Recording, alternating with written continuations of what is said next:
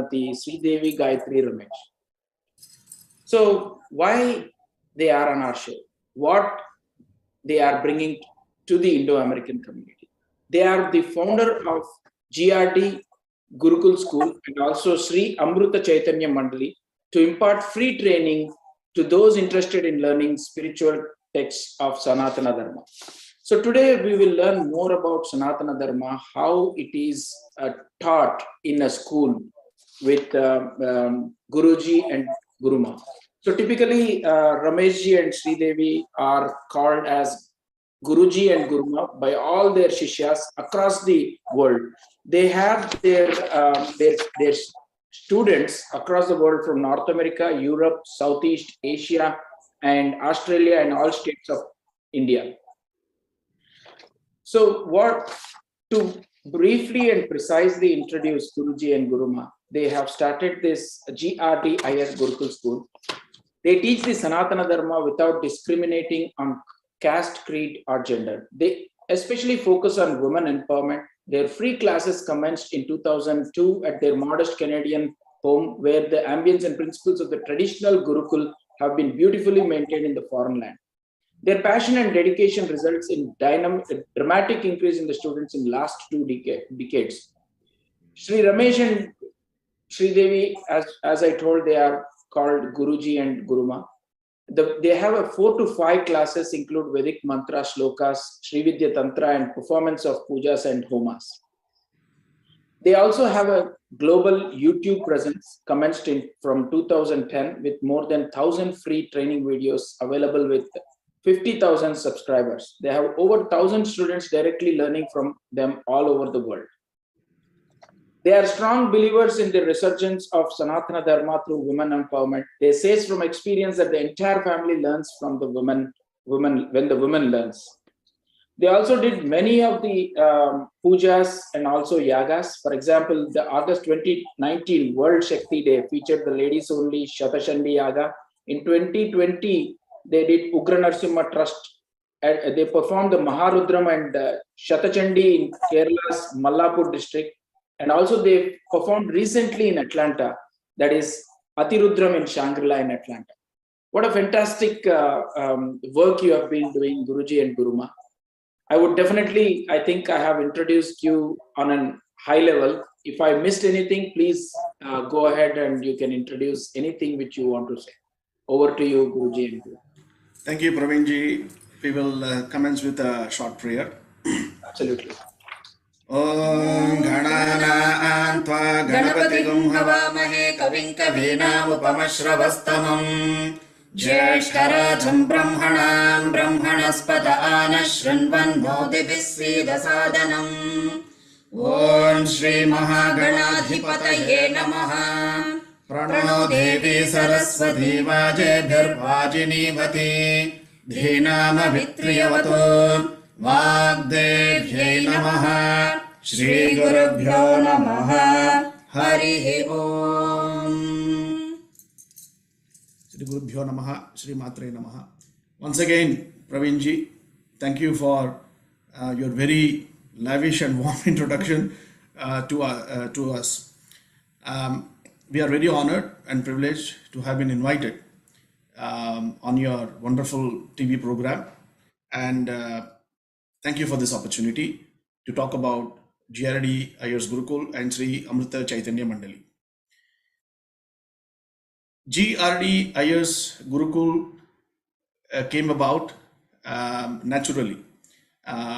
Since 2002, I started teaching at my home, and we used to have a few students, and it was surprisingly the number of students started increasing, and slowly it grew, and it grew very rapidly. I would say post 2008, 2009, it started growing extremely rapidly. We went public on YouTube in 2010. As far as I recall, till that time, any individuals reciting Vedas or teaching Vedas were not streamed on YouTube. We are probably pioneers in that field, and it became very popular. And since then, we have been continuing on this noble path. And with the blessings of our Guru, we have been able to start the Sri Amrita Chaitanya Mandali for teaching Sri Vidya Tantra. We formally established it in 2022, but we have been teaching it for some time. So that's the Sri Amrita Chaitanya Mandali is the Sri Vidya group or Mandali within GRDIS Gurukul. We specialize in teaching Vedas, and we specialize in teaching Durga Saptashati and in Sri Vidya Tantra. So you can call it like the knowledge triangle with these 3 points. And if you do look around you, you will find that any major event that takes place, it takes place around recitations that are dear to Lord Shiva. So events like Maharudram, Atirudram take place, and then events that take place for Durgaji called Shatachandi, Sastra Chandi. And then you'll also find Sri Vidya or Sri Chakra Puja that is performed for Sri Lalita Mahatripura Sundari. Lalita Sahasranamam is very, very popular, and the deity whom we all worship through Lalita Sahasranamam is Lalita Mahatripura Sundari. And the puja that is done for her is called the Sri Vidya Navavarana Puja with the Sri Chakram. So with the blessings of Guruji, we also have been able to specialize in that. And all our students learn all of these 3 things, which, and to a great degree of excellence, I would say, because we breathe and live excellence in our teaching, and that's what we go by. And then slowly this has spread, and we do have now a huge YouTube following. Mind you, we do not solicit actively, and all these classes are free. The classes that we have been holding at our home prior to COVID, we didn't have Zoom. So we used to teach at home, and we used to stream those classes live. My wife is an equal partner in all my spiritual pursuits, in all my spiritual efforts, and students would come home, and all the classes are completely free, and we run it like a true Gurukula. So the students come home, they learn, and then we also share with them whatever food that we partake. If they come on weekend, whatever lunch, whatever dinner, whatever breakfast we have, we share with them. And even during weekdays, Gayatri ji is very much looking forward to the visits of the students and to feed them. And most of the students are working professionals, and they are all keen to learn. The most important thing is, what I have noticed in my experience is that the awakening, spiritual awakening, starts happening in the middle age. Usually after one gets married, and especially after one has children, and it's after one crosses middle age that the urge comes, and they're really serious about wanting to learn. So these working professionals from various fields like IT, engineering, finance, all of them well qualified and well to do, but they have a keen interest, and they come to our home and they learn. And now post COVID, Zoom has caught on, and now the classes are conducted on Zoom and streamed live on YouTube. Very important and highly specialized pieces or texts in Vedas like Rudra Ganapatam, Rudra Karma Patham, Mahanyasam, Achidram, Aruna Prashnam. Many important texts are taught by us, and this and Mahanyasam, and it's learned by students at a great level of excellence. We also specialize in Durga Saptashati, and with the grace of the divine, we have also been able to publish Durga Saptashati in 6 languages: Telugu, Tamil, Malayalam, Kannada, English, and of course Sanskrit. And with God's grace, we also have been able to publish the Sri Chakra Navavarana Puja as per the Paramananda Tantram. We have published it in Sanskrit in February, and now we are going to release the same book in 3 other languages: Tamil, Telugu, and English. Excellent. Guruji, I think this is a great journey, and you teaching the Vedas, it is really that too in a foreign land. So for every start, there might be an interesting journey, right? What made, first of all, I wanted to ask you a question. You both have learned Vedas before in your childhood. And what made you to start? There should be something to start this in in the foreign land, right? So, and the significance of the name, you see GRDIFs, and there is a Gurukul. So definitely there might be some interesting story. That would be great if you can tell us what is it. Oh, thank you, Praveenji, for asking that question. I'll start first with GRD Ayers, and I have an interesting story to tell. Um, we had immigrated to Canada in 2001, Mhm. and I was working professionally. By the way, so that the viewers know that I'm professionally qualified. I have some finance and accounting qualifications, 8 of them actually, including CPA from the US and the CPA from Canada and an MBA from UK, and several other international qualifications. And I was employed as a finance professional. And at that time, Gayatri ji was looking after a small child, Durga. She was 3 years old, but she wanted to keep busy, and we said, let's start something. So we actually started making snacks at home and selling them. We call it bhakshanam, what we have in uh, Diwali, right? Like murukku and Just things, traditional South traditional Indian snacks. bhakshanams. And we wanted a brand name for that, and we chose GRD Ayers. G for Gayatri, R for Ramesh, and D for Durga, our daughter. And Ayers is the name of our community name. So we started like that. Now, the name stuck to us. The Gurukul name came because I started teaching, and people, I don't know, started calling me Guruji. And in 2015, there was a huge event in Canada related to Durga Ji, the Chandi Homam, and the event was completely done by our students, more than 100 of them. But somehow, I don't want to go into the unsavory details, but the event was presented as if it was done by another group. And the students were really livid that our efforts in teaching them was being projected as if someone else has taught them. Those who know about it know the history behind it, so I don't want to go into it. And all the students were up in arms actually and saying they want to boycott the event. And they came to me, and at that time I said, calm down. We are not doing this event for anyone. Anyone can say whatever they want. The truth is known to Devi. So we will focus on doing our job, which is performing the event. The students were really stunned that what they thought was like an open insult to me. I had taken it pretty calmly and coolly.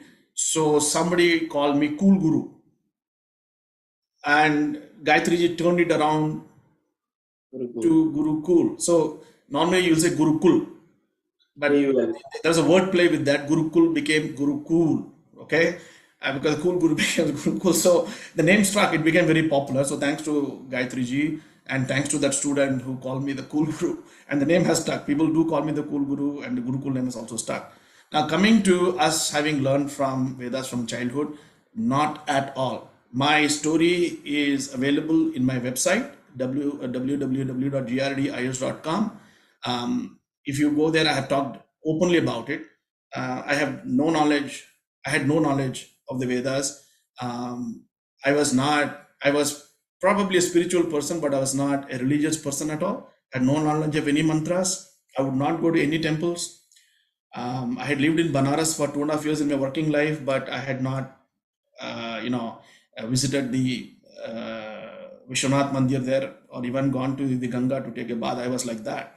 And then I went as an expatriate to Tanzania, and we were working there. And 2001, we were to immigrate to Canada in June 2001. In April of every year, as we know, Ram Navami occurs. So in 2001, Ram Navami celebrations were happening in Tanzania too, in a temple, and I was roped in as a volunteer. And just before the start of the prayers, one senior gentleman called Sri Radhakrishnan, and I'll be forever be grateful to him. He forced me to sit next to him and take a Sundarakandam book and read. And I told him I don't know any mantra, I can't chant. But he insisted that I try and leave after 5 minutes if I was not able to. And not in a very happy state of mind, because I felt very embarrassed. I sat down, and started leafing through the book. I'm sure I had probably then the grace of Hanumanji. I don't know what happened, but after a minute or two, I was the most fluent there, chanting the mantras. I was 33 years old then. I could not believe it. I came back home, and then I went back the next day because I didn't have the book. The temple had the book. So I went back to get the same book. Just, I was curious what happened yesterday. Was it a dream? I found that I could read it very easily. So I read Sundarakandam on all the 9 days. And suddenly there was some kind of an opening inside me. Then I got interested in Vedas. And then I started looking up on my own, listening to them and chanting them. And initially I would just chant them as I heard them. I had no knowledge of swaras. And then once we immigrated in June 2001, I learned properly Mahanyasam from a local priest here called Sri Chandru Gurukul. And that kind of opened up the knowledge of swaras in me. And then I could find that I could very easily read very complex Vedas, and also was able to know the building blocks of chanting. And I made it available through a series of rules called chanting rules.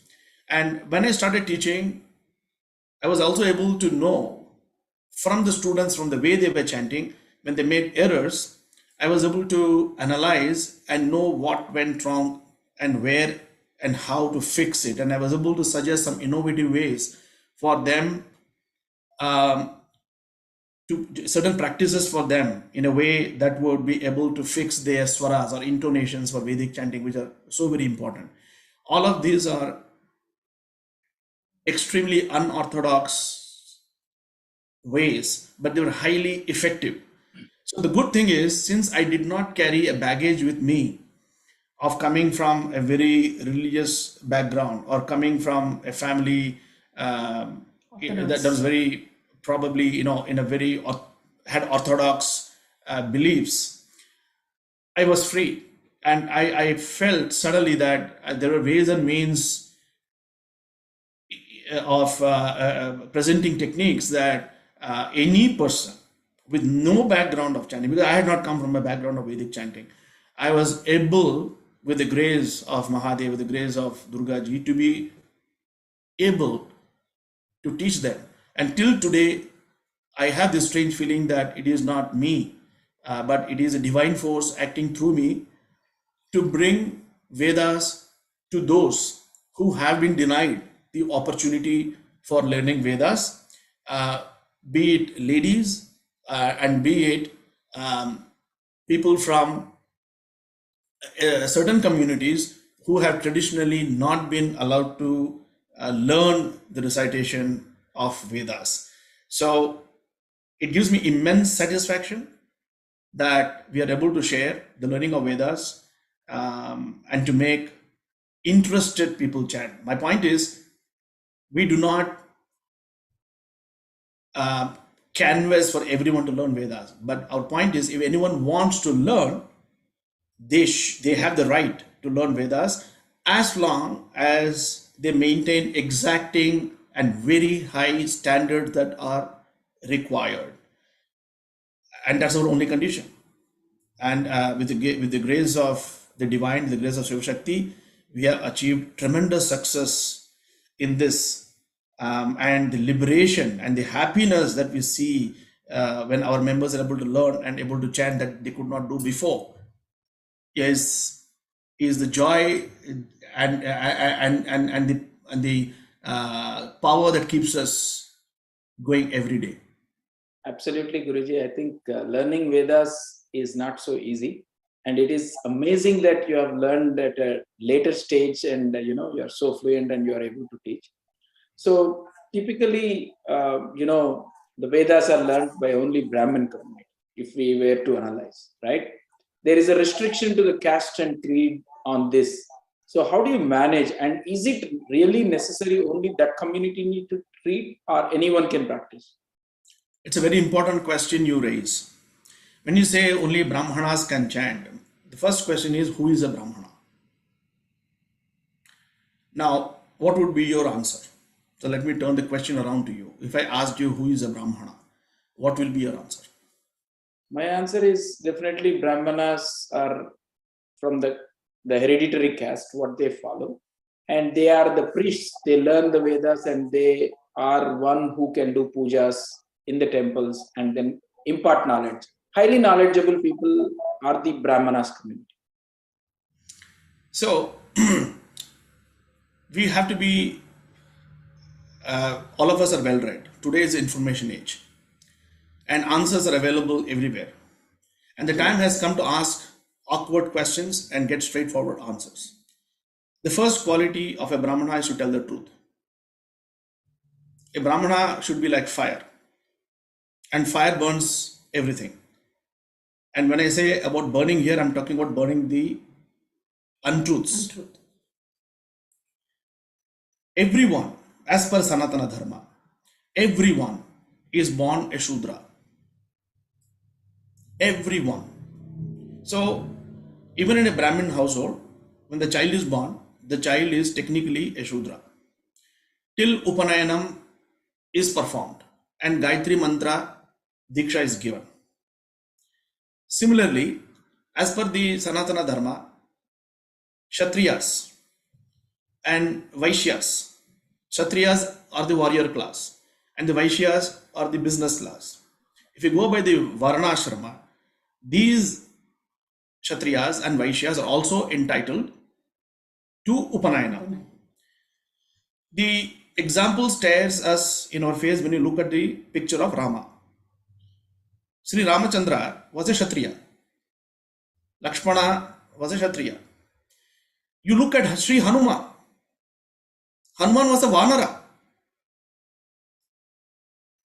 He's unfortunately called a monkey. He's not a monkey. A lion is not a cat. They belong to the cat family, but a lion is not a cat. Similarly, the Vanaras are a certain branch of that race. But Sri Hanuman was a Chaturvedi. Now we look at Lord Krishna. Lord Krishna went to the same Vedic school as Sudama. Sudama was a Brahmana, but Lord Krishna was a Kshatriya. Many people call him a Yadava. He grew up among Yadavas, but he was not a Yadava. He was a Kshatriya. Now the question is, when you're born a Shudra, everyone by default is a Shudra.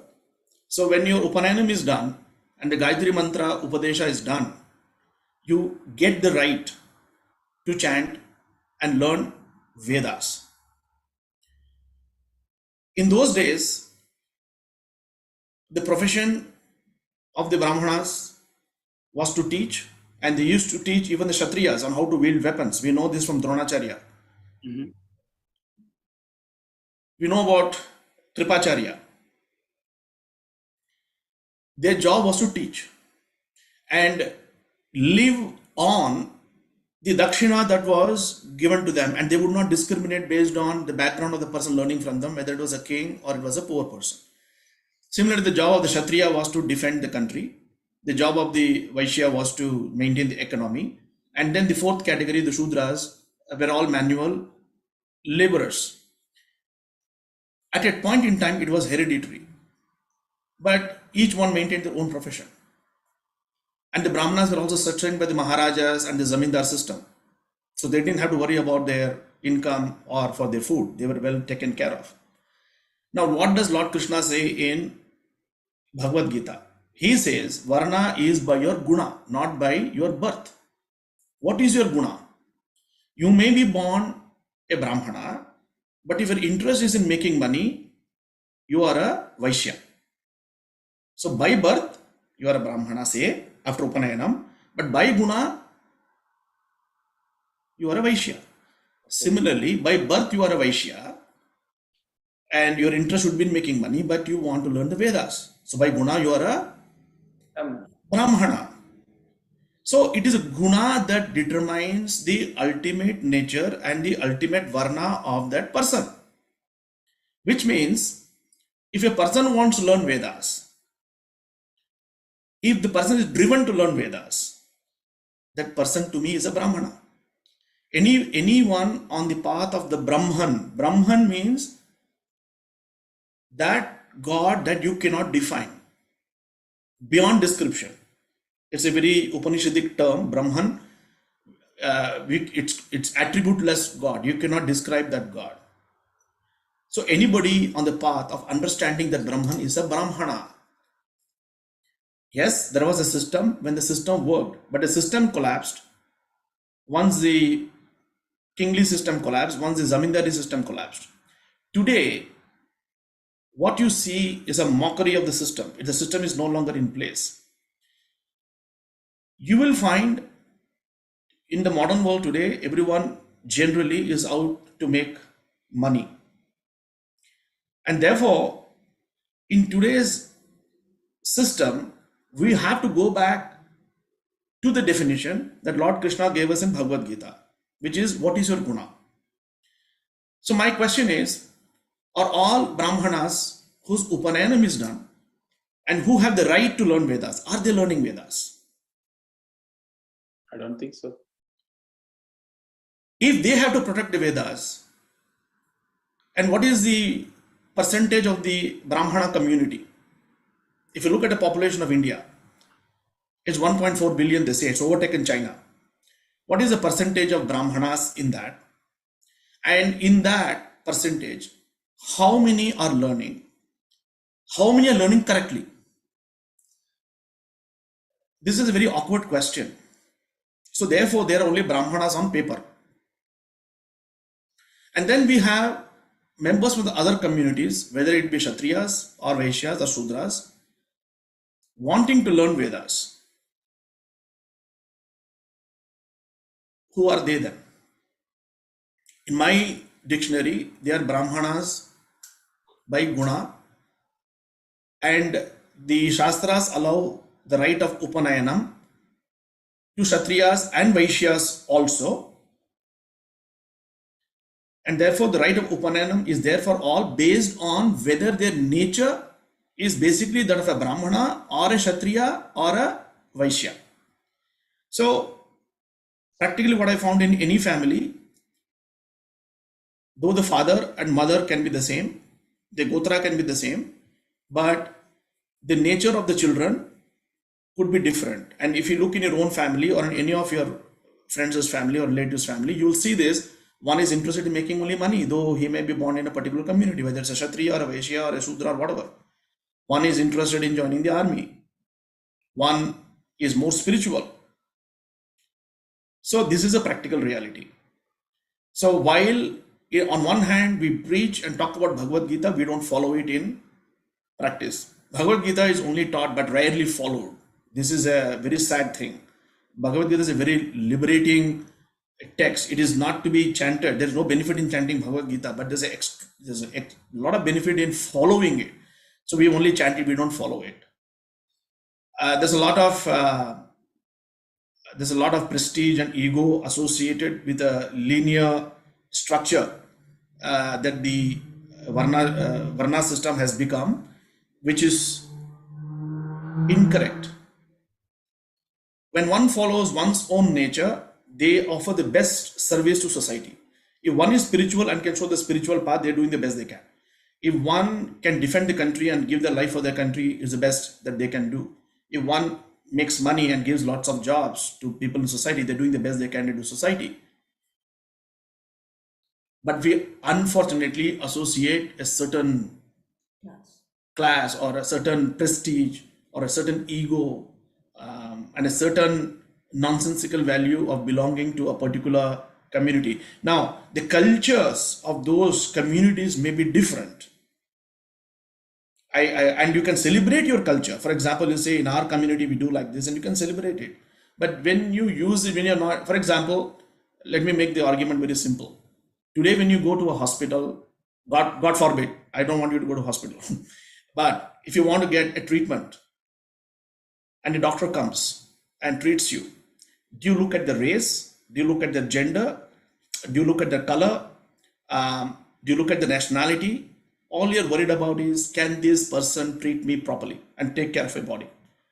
If there Absolutely. is a court case, you'll go to a lawyer who can argue best for you and win the case, regardless of whether it is a man or a woman, or regardless of the race or background. My question is, when you're so particular about your body and you're so particular about your material interests, how come you're so careless in the matter of the soul? I have not been able to fathom this, but my conclusion is the DNA system of our entire community over thousands of years has developed a certain character that is very sad. And it's almost like you can't address it, because on one hand, It is being celebrated actually. it's being celebrated actually. On one hand, while let me not digress too much, the bottom line that I want to say here is 99% of the Vedas are gone. 99% of all the texts that we had are gone because the entire system collapsed. How do we bring it back? Whatever is there, how do we? It's like, for example, the tigers were all lost, and today, through heavy efforts of the government, Indian government, the tigers are back. So, how do we bring back this? I'm saying these are dire situation. This is a dire situation. If a country, while defending against another country, has lost all its warriors, the women, children, everyone will pick up weapons to protect the country. So I think I may be painting a very dire picture, but it is true. Sanatana Dharma is very much alive through culture, but it is not alive through knowledge of mantras. Today, no one, it's appalling, the knowledge, the lack of knowledge that is there. 99% has been lost. So how do we sow the seeds back? My argument is, if a person has a license and will not drive or does not know how to drive, and there is a person who wants to drive and knows how to drive, what's the harm in giving the license to the person who knows how to drive and wants to drive? In other words, if somebody wants to learn the Vedas, why not teach them? Absolutely. And now when it comes to the matter of ladies have been denied Upanayana. Shockingly, I don't want to go into much detail, I leave the logic to you, that your Varna is decided by the time when you get your Upanayanam and Gayatri Mantra. So if you're denied Upanayanam and if you're denied Gayatri Mantra initiation, what are you by default?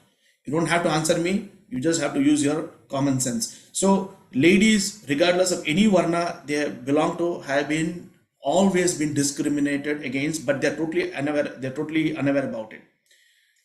In our system, the child's Varna is decided by the father's Varna after Gayatri Mantra initiation.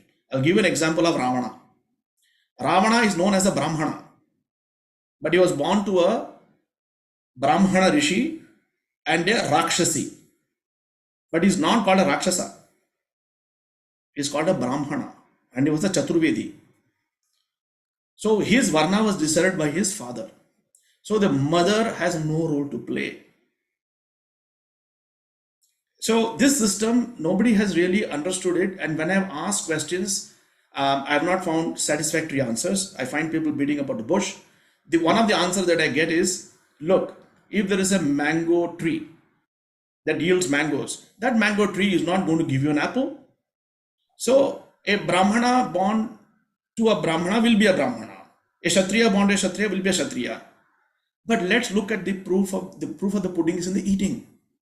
Say the father can chant Vedas, can the son chant? Say the one son can chant, can the other son chant? No. So where is it wrong? The thing is, this kind of a logic, I believe, cannot be applied. What can be applied to trees? What can be applied to animals? A lion's offspring will be lions and act like lions. But this is not true for human beings because of the law of karma. Therefore, my friend, if you see a Guna Brahmana, encourage him. My simple point is, if you don't want to learn, don't learn. No problem. but do not stop others from learning. Don't give wrong advice that you have been receiving from possibly from your parents, grandparents, uncles and aunts, and they have been repeating what they have been advised over thousands of years. The same nonsense has been passed over years, and probably it stood the test of time because there is a system in place. But today it is not. Today it's no longer valid, and if we have to restore it, I think the only way to go about it is to identify Guna Brahmanas, also Kshatriyas and Vaishyas who want to learn, and share with them and encourage them to learn. And once you plant a seed, it will spread. And I believe women should learn, because it's when the lady of the house learns, she invariably brings a child and the man of the house to the class. I have yet to see a man bring his family to the class. There are rare exceptions, but almost every woman brings her family. So my argument also to the people who criticize me for teaching ladies is that when the lady comes, the man learns. And the culture is preserved in our Sanatana Dharma through ladies. The Shastras say that.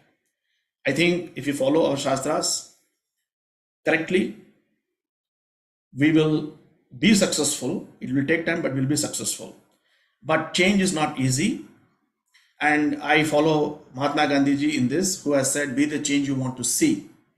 So if somebody has to start something, and I believe if what we are doing is incorrect, it will fail. If what we are doing is correct, it will succeed with the grace of Mahadev, because what we have embarked upon is for a change in social thinking.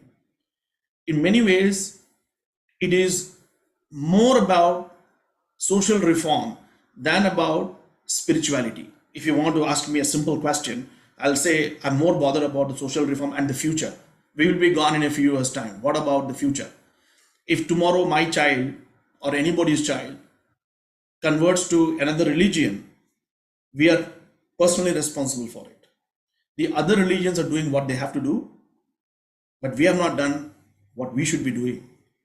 If the child is not used to the sounds, to the smells, and the taste, and the environment, obviously it will drift. So when people wake up and they want the child to learn, I say, if you don't learn, your child will not learn. If you want your child to learn, come to the class too, but they're lazy. Generally, I'm saying, exceptions apart. I hope I have answered your question. Absolutely. I think you have enlightened the entire story very well. So definitely coming to the point of the Gurukul. So what age students come to you, and what is the curriculum and the duration? And if you can throw some light on that, and it will be easy for everyone to choose what they wanted to learn. Yeah. I can't give you a very simple answer. First, let's talk about the foundation. Someone cannot just come and say, I want to learn this and this and this. First, you should have a certain solid foundation of chanting rules, about the basic aksharas. I mean, somebody wants to learn IT, they first have to know the keyboard, they have to know the laptop, they have to know what is connected to what before they talk about learning advanced programs. But many people want to do advanced programs without talking about the foundation. And when you don't have a foundation, the whole thing will start collapsing like a house of cards very soon. And so the first thing is there should be a solid foundation. Once that solid foundation, it's a common foundation, whether you want to learn shloka based chanting or you want Vedic based chanting, the foundation is the same. When it comes to Vedic chanting, it's a little more tough because there are swaras in it. When it's a shloka based chanting, it's only a tune and there is no swara issue with that. The issue with Vedic chanting is if you chant a particular swara wrong, the meaning can change because the swara has also a meaning. For example, if I say, please come, it's a polite request. If I say, please come, it's an order. So words might be same, but the swara can change. The intonation can change the meaning of the word. Therefore, there should be an adequate understanding of the importance of swaras and understand that also if you want to learn Vedic chanting.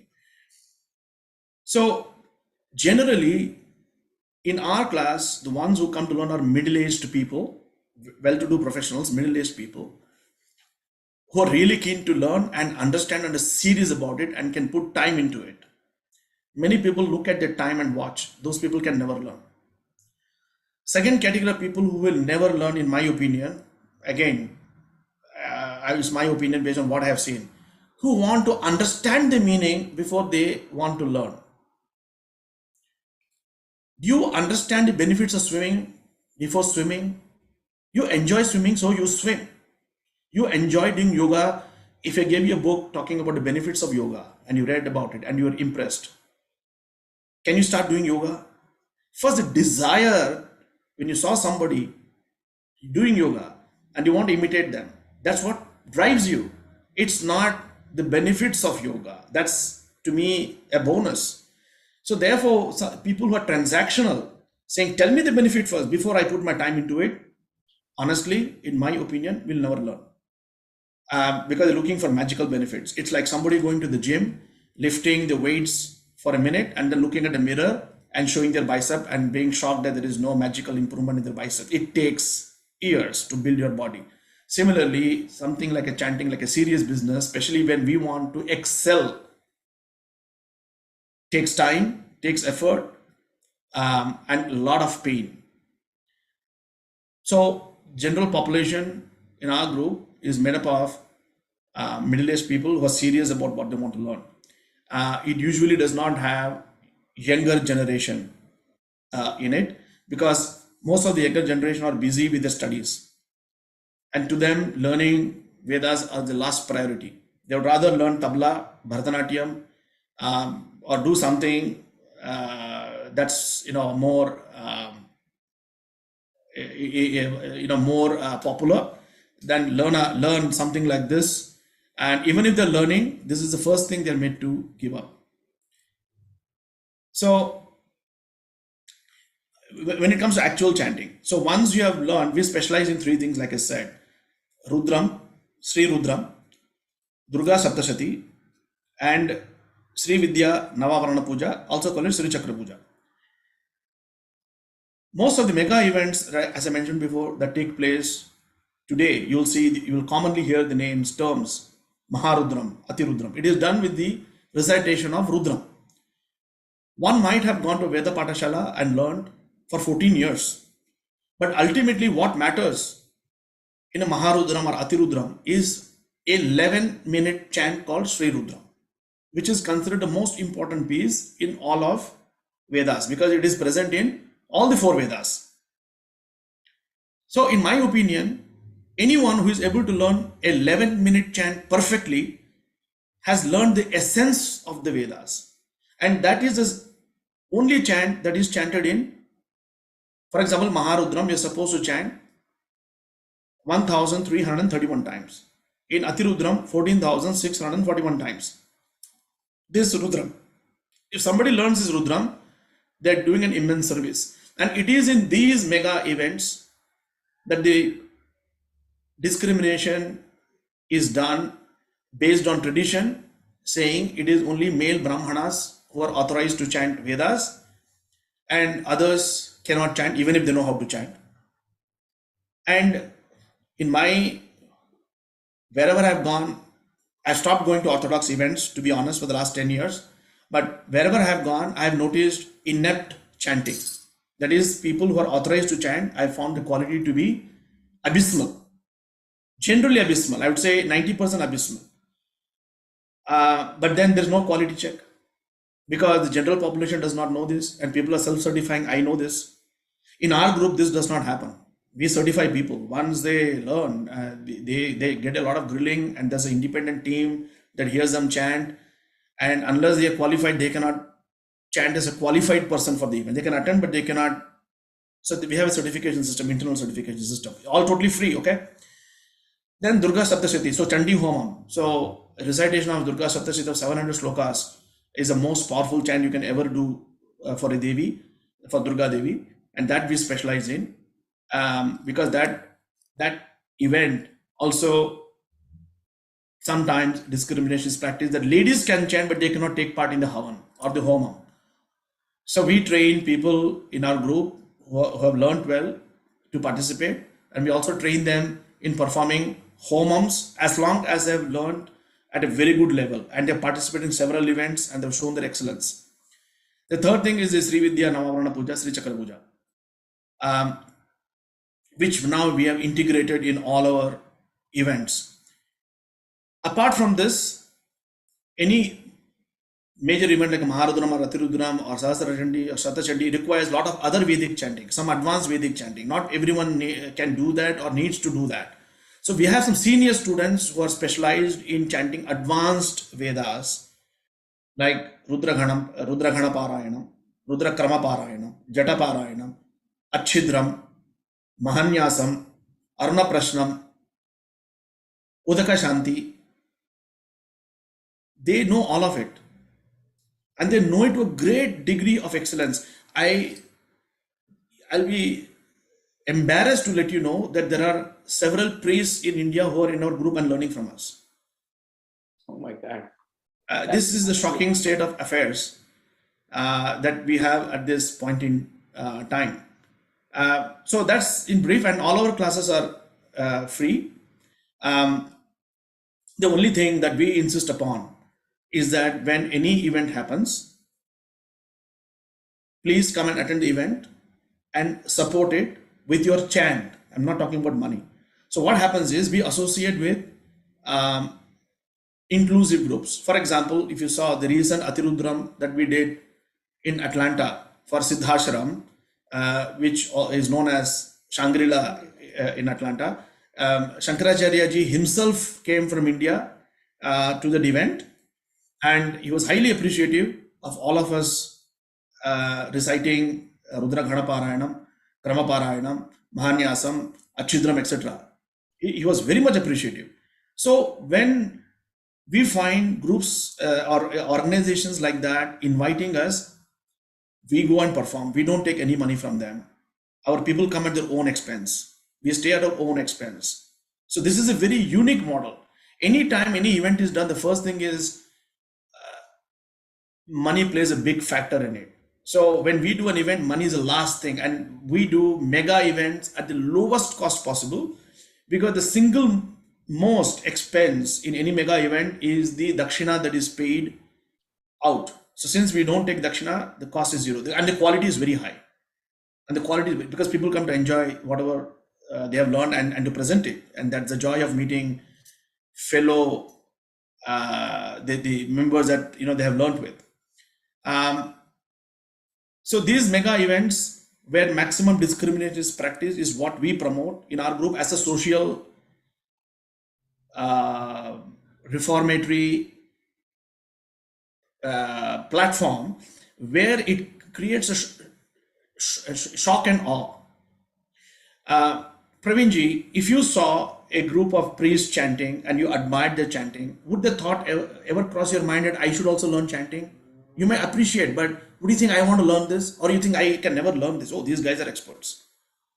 But if you saw me and my team and ladies and your friends suddenly in 2 years learning and chanting, would you not also be inspired to chant and learn and chant?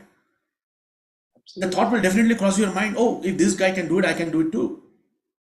That's the catalytic effect that we have when we perform events, when jaws drop, when orthodox people come to sneer and to make comments, and when they see us chanting, they leave the place with the tail behind their legs. And people quietly back away because they know the quality of this team. And we are specialized in today in a certain type of presentation where ladies sit on one side, gents sit on one side as equals. Gents recite one line, the other line is recited by the ladies, and this goes on for the whole day. We have videos all over YouTube. You cannot find any. I have always told my students that anyone can criticize us for teaching ladies or for teaching non-Brahmins, but if they criticize us technically on that something is wrong, that will not be tolerable. Because any person, any priest, any person who is chanting as a Brahmana can make any mistake, but usually will not be censored because the internal audit system is very poor. Since I come from a financial background, I have to talk about this. Internal controls and internal audit is very poor. That is very strong in our group. So I say nobody should put a finger on us based on our chanting, but they're open to, they can criticize us based on their conditioning that, ladies should not chant, non-Brahmins should not chant. Before I close this subject, this term of Brahmin and non-Brahmin is something unique to South India. We should pause to think about it, how this term came about. Since the practice of Upanayam has all but vanished for Kshatriyas and these Vaishyas, they don't have Upanayam and hence are not considered Kshatriyas or Vaishyas, and they're clubbed with the Shudras. I'm speaking this very openly, and therefore the term Brahmin, non-Brahmin has come about. It's a terrible term. Tell me a Dalit who joins the army and sacrifices his life for the country. Is he a Dalit or a Kshatriya? By Guna is a Kshatriya. But he is called a Dalit. This is a sad state of affairs. Dr. Ambedkar gave us a constitution. He was a Dalit. Do you think a Dalit by definition who is supposed to be backward would have given us a constitution? No. What was he by Guna? He's a Brahmana. He's a Brahmana. But our society is so, it's sad. It's in a very sad state of affairs. It's a mental conditioning. It will shock you to know that I know that ladies of a particular community refuse even to offer kumkum to ladies from other communities. They think it beneath their dignity. That is the state of affairs that we are in. That too in North America. That too in North America. And that's The what I state was of about to say. affairs, the state of affairs is such. Today, Sanatana Dharma is highly transactional. The urge to learn is not there. What is there is people under the guise of spirituality are looking for a solution to their problems. They approach a person, can you do this homam for me? I've got this problem to solve. Can you give me a mantra that if I chant, I'll get a promotion or a job or a visa to North America? Now there are temples in India. You must be knowing in Andhra Pradesh. There's a visa temple.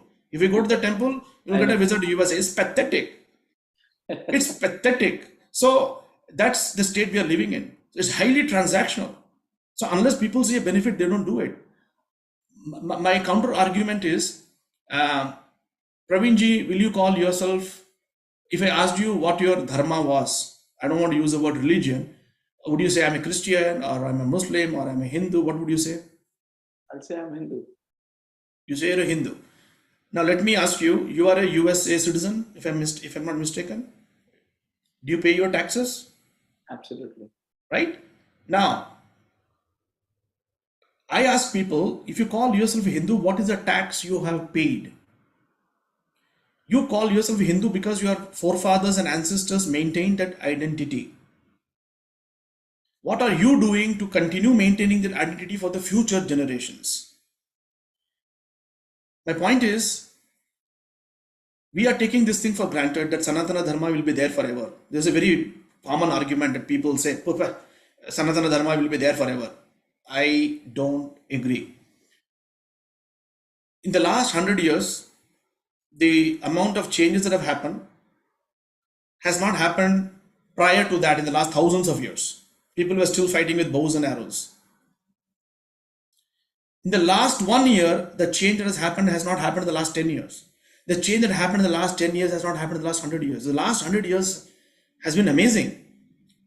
So the destruction also has accelerated the knowledge of the destruction of knowledge, the contempt for our Sanatana Dharma.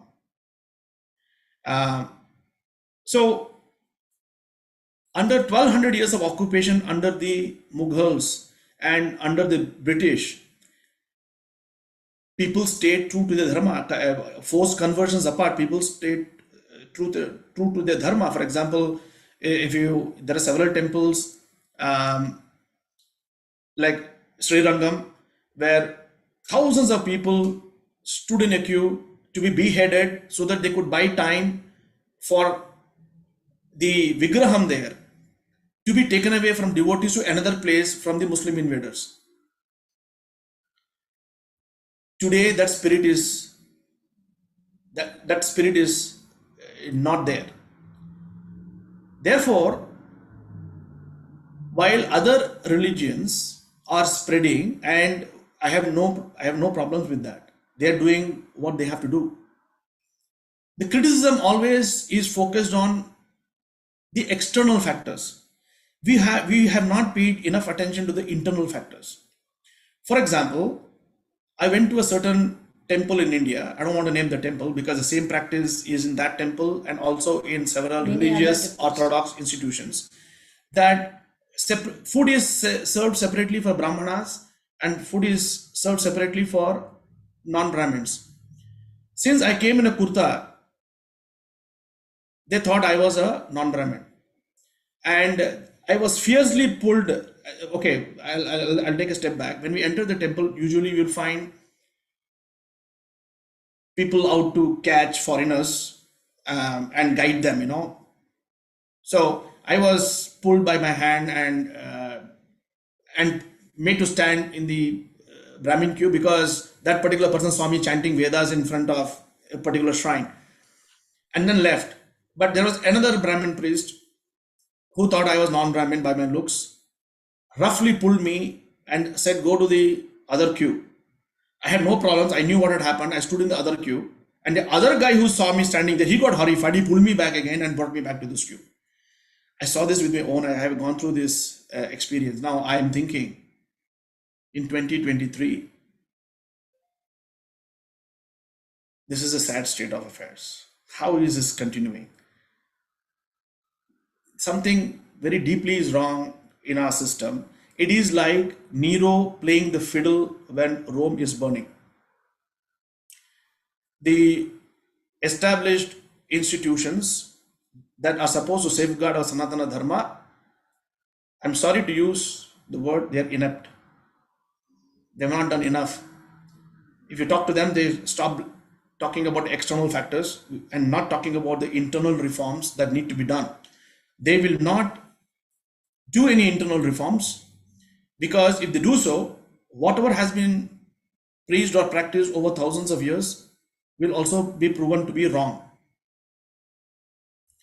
Therefore, my friend, the candle is burning at both the ends. Those who are supposed to learn are not learning. Those who want to learn are not allowed to learn. It's a very sad state of affairs. But if we follow the straight path, that is, whoever wants to learn, let them learn. If anyone can be a doctor, anyone can be an engineer and follow their heart's call. If somebody wants to be on the path of spirituality, who are you to stop? Absolutely, Guruji. I just, on this topic, definitely I wanted to ask you, what are your future further acts on saving this Sanatana? It's too big a word of saving Sanatana and all that. But I just follow Mahatma Gandhiji's. He's a maligned person today. Today has become very fashionable to malign Mahatma Gandhi. He was not perfect, but he gave me a mantra: be the change you want to see. Because I did not get any satisfactory answers from any quarters, I decided to do what I thought was correct. And with the support of Gayatri ji, she leads all the chants. I might be the teacher, but she is the one who leads all our chants. And she's a force to reckon with. So I've been blessed with a wife like her, and together we have been able to get we have been blessed with excellent students, real diamonds. Mahadev and Durga ji have blessed us with excellent diamonds coming from every nook and corner of India, Of the world. from Bihar, from Bengal, from Himachal, from Punjab. We have a lot from south, but I'm talking, it covers all the states of India. And when they chant together, you cannot say this person is coming from UP, this person is coming from Bihar, this person is coming from Bengal, this person is coming from Tamil Nadu, this person is coming from Andhra Pradesh. You cannot. And I encourage them to wear their local costumes, whatever is their traditional dress, so that we show unity in diversity. I do not insist upon a certain dress code. I say you celebrate your region's dress, but the voice should be one, because it's another Brahman, it's one sound of the divine that should come. So what are my goals? My goals are to spread and to talk about the rights of women to learn if they want to learn. I'm not saying that, I'm not forcing anybody to learn, but I'm only saying when anybody wants to learn, don't stop them. So anybody who wants to learn, we encourage them, but we hold them to extremely high standards. When you talk about your rights, you should also talk about your responsibility. If a military man wears a uniform and shows off, when the time comes to give up his life, he should be ready for it.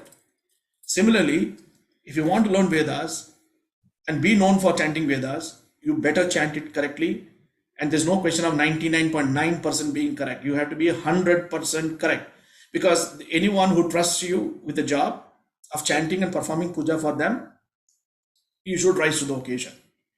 So it is about the resurgence of Sanatana Dharma. The key to that, in my opinion, is empowering women to learn and to perform rituals, and to empower anybody who wants to learn in the right way. That, to me, is a single most change that we want. And once this thought becomes commonly accepted, we will see a sea change. Absolutely.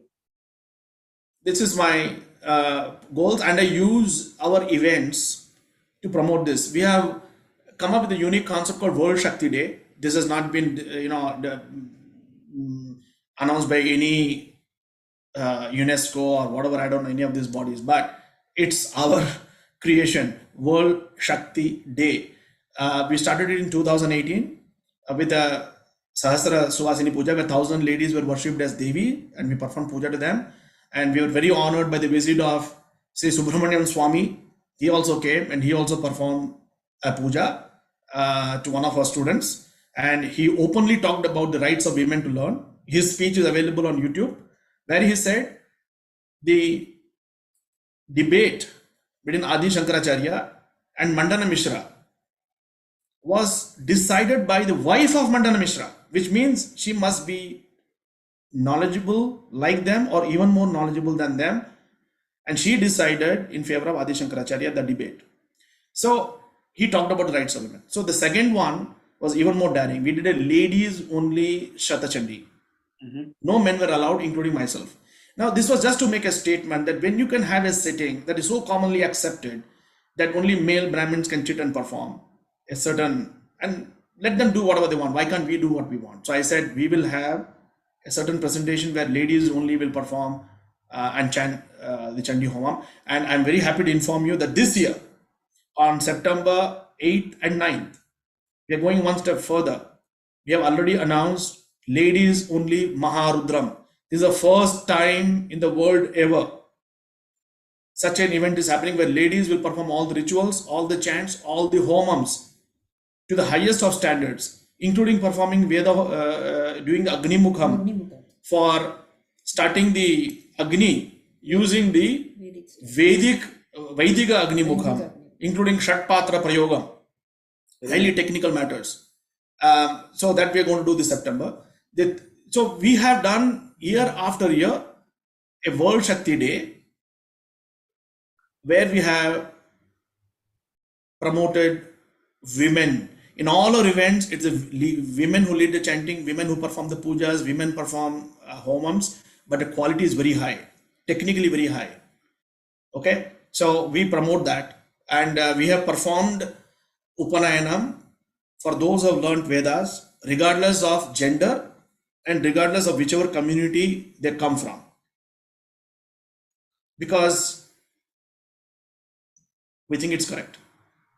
Very, very nice to know. And where is this? The September 8th and 9th. Which place you are conducting this? Yes, this is being conducted in Canada. So we live in the state of Ontario, and a city called Mississauga. So there is a temple here called Gauri Shankar Temple where we recently performed Maharudram, and the priest has been very supportive of our inclusive movement. He's a North Indian priest from Banaras. He has been very supportive. So we are going to be performing ladies only Maharudram there on September 8th and 9th. And on September 10th, we are going to perform a Laksha Modaka Mahaganapati Homa. 100,000 Modakas are going to be offered for Mahaganapati. We have already done it once before, so we are going to perform it again. And in November, again, we are having a huge program based on Sri Vidya Tantra, Sri Chakra Puja. I will be announcing details at the right time. Absolutely. I think a great initiatives, Guruji. And in the interest of time, we are already past our 1 hour. So the final message, what is the message to the community and Sanatana Dharma, and how you want, what is the message to everyone, how to be participated in learning the Vedas? Wake up, smell the coffee. What you're taking for granted is wilting and will be gone in double quick time. Learn. And if you don't want to learn, don't stop others from learning. That's my message. We have been talking, a very serious subject that is very dear to my heart. I want to end on a lighter note. For the interest of our viewers, I also I'm an amateur artist, and I've done the sketch for the covers of our books. If your permission, I would like to share the books that we have published. Which by the way, it's all the work is done by our students. Okay. I would like to share the covers of the books and also share the sketches that I've done, which is also my passion. I've played second division cricket too, so cricket is also my passion. And I speak 5 languages. Hindi very fluently, Bangla very fluently because I grew up in there. Tamil, of course, that's my mother tongue. English, of course, and then Malayalam too. So God's blessings that I can get by in these languages. Okay. So do I have your permission to share those books? Absolutely. Please go ahead, Elri. Very quickly. So this is historical. Durga Saptashiti book as per Guptavati of Bhaskara Raya in 6 languages. The thing is, you will get this book, Durga Saptashiti, in all languages, but each, for example, Tamil, Telugu, Malayalam, Kannada, you'll get books, but they're all done by different publishers. So they are not uniform. You see, there'll be variances. But this book, whether you buy it in Telugu, Malayalam, Kannada, it's all the same. And the cover sketch is done by me. I'll share the original very soon. Actually, the sketch was done by me as a gift to my daughter on her first birthday, 1998, when I did not know any mantra, but I used to admire Durga. I grew up in Kolkata, Bengal, so I was a big devotee without knowing any mantras of Durga Devi. And that's so that's the Sanskrit version. Nice. This is the Telugu version. You see? This is the Tamil version. They're all very popular. This is the English version. And these books were presented to Sri Venkaiah Naidu when he was vice president. And he said, excellent work. And can you please also publish in more languages, including Bangla, he said. So hopefully we should be able to do that in more languages, including Marathi and Bangla. We'll see. And this one is in Kannada. The earlier one I showed was Malayalam. This is Kannada. And I'll share with you the actual sketch now, which was my present to my daughter on her first birthday in 1998. This was a sketch that I did. Very nice. And I never knew that what I had sketched in 1998 would make it to the cover of a book in 2022. Such are the ways of the divine. Now I'll share the Sri Vidya Navavarana Puja book. This sketch is also done by me, but this was done in 2022. Very nice. So where can we get your books, Guruji? It's okay. So I've got an interesting news to share. This was published in February and it's sold out.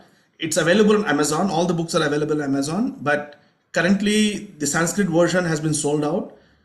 The other books, Telugu version is very popular, has been sold out. And the Sanskrit version also. So some reprinting is due. But this same book is going to come out in July in 3 languages: Telugu, Tamil, and English. And those people can order. I actually published a video in YouTube today saying how one can order those books. Sorry, some malfunction.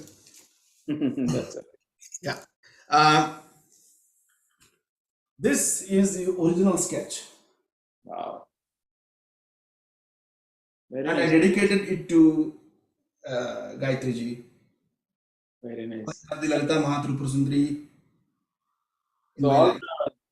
the matas are the different forms of Durga, or how is that?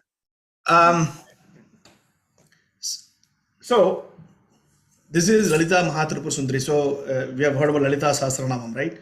So this is that deity. So in Tantra, especially when it comes to Devis, there's something called Dasha Mahavidya,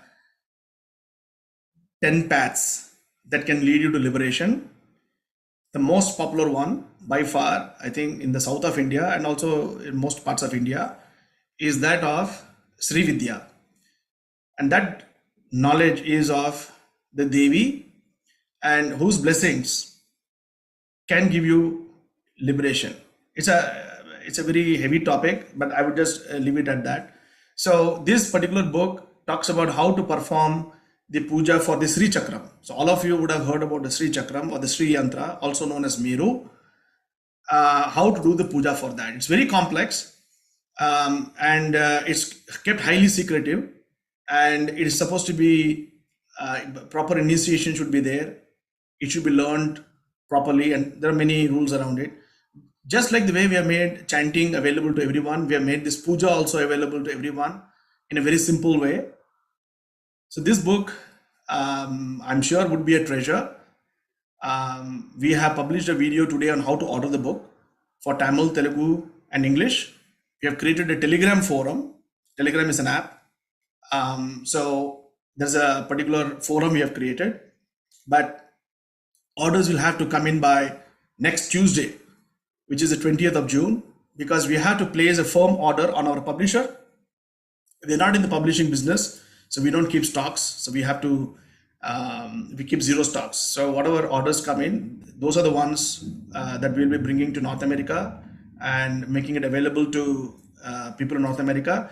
Those who are in India, they can still purchase the book on Amazon India from August. Book will be available in Amazon India. We are trying our best to make it available on Amazon International also. If it comes on Amazon International, then of course anyone who is living outside India can also order the book. The efforts on this book and the prior book has all been our students, and that's why I'm saying we have been blessed with wonderful shishyas. And if somebody were to ask me, for over 20 years you've been teaching and you haven't made a single cent, what a waste, all I can say is God blesses us in various ways. One of them is to bless us with 4 Kailash Yatras from 2016 to 2020. 21 and 22, because of COVID, we could not do it. So when I look back upon it, there could be countless people having millions, and maybe we don't, but then we can always say Mahadev called us and invited us to Kailash 4 times. because he is one that never discriminates. Mahadev is one who never discriminates. If you see around him, Rakshasas pray to him, Asuras pray to him, the gods pray to him. He's always surrounded by ghosts, ghouls, spirits. To him, all are equal when he does not discriminate. And me being his bhakta, I think when he saw that streak, he personally called and said, "Come, I want to bless you." That's the way I see it. And I can say that those 4 yatras were probably the direct blessings of Mahadev for whatever work we have done with his blessings. I think definitely nothing is only money cannot be only evaluated. Our work cannot be evaluated only with money. Definitely, Guruji, the amount of work you are doing and spreading Sanatana Dharma, that is really fantastic. And I wish you all the good luck. And definitely, I wish all the viewers also to encourage Sanatana Dharma, and also, if at all possible, you want to learn, please register yourself, and then you can go to the website and learn, or you can email me, or I can divert to the right way to register. Again, thank you so much, Guruji and Guruma. Thank you so much. Have a wonderful Namaskaram. Namaskaram. Thank you for the opportunity.